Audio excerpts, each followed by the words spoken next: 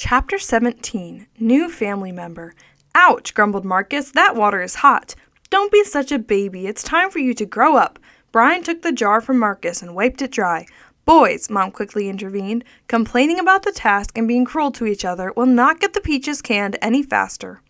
Diane and Angela were peeling the peaches and placing them in jars while Marcus and Brian carefully washed the jars. Mom finally put the last jar in the canner.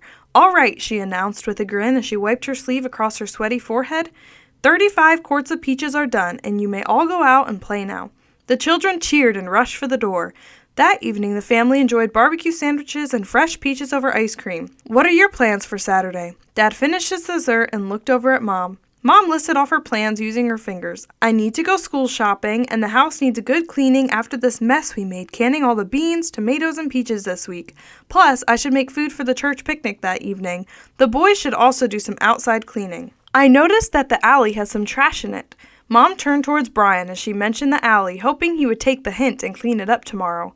The alley always brought a little trepidation to the Fox children. Popsicle Pete would sometimes be hanging out in his tent.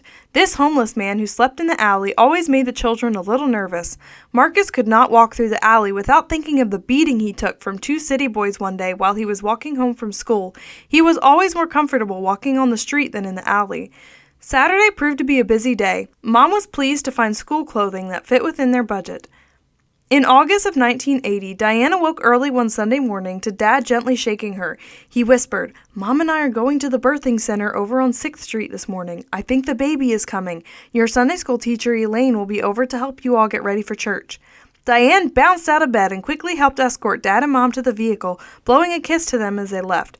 Joanna was pattering down the steps as Diane returned inside. Joanna's hair was a sight to behold, and she let out a big yawn while she asked, Where's Mom? She sleepily rubbed her eyes. Dad and Mom went to get a new baby brother or sister today. Diane helped Joanna into her seat for breakfast. With the help of Elaine, the children were soon ready for church. Dad met them after the service with exciting news that made Brian and Marcus beam with excitement. You have a baby brother, he announced. His name is Jason. Great, he can help us play ball. Now the girls won't have us outnumbered, the boys grinned. Let's go home. We'll heat up some soup and then visit Mom and baby Jason. I wonder what he looks like, Angela wondered. Marcus quickly answered, He's a boy, so he probably looks like me. Angela had a teasing expression on her face. Oh no, not another Marcus. Can our family handle that? Then she grew serious, but I don't think it will be too bad having another boy around. The boys can all play together then. The children helped Dad get lunch ready. The phone rang and Dad went to pick it up. His face clouded. Oh no. The children watched intently as he hung up the phone.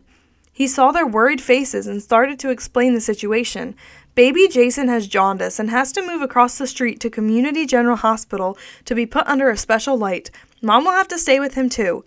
Baby Jason was being treated, but Dad was concerned for Mom's health. Where will my wife sleep while she stays with the baby? Dad pointed out the nearly empty room to the doctor. The doctor kept scribbling notes on his paper and curtly replied, We will give her a chair to sleep on. She can't do that. She just had a baby and needs her rest, Dad objected. Mom attempted to sleep on the lounge chair, but she spent the night tossing and turning. The midwife noticed the problem and kindly brought a foam mat in for Mom to use. For the next few days, Mom lay on the hospital floor. If Jason cried after a blood test, she would quickly get up and comfort him. The days grew long, but Mom enjoyed watching the people in the hospital. Dad had to bring food for Mom since she wasn't a patient at the hospital.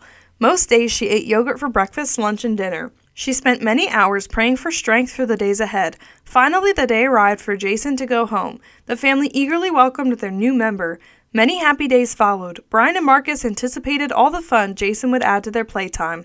School began, and now 4 children hurried up the alley to school each morning.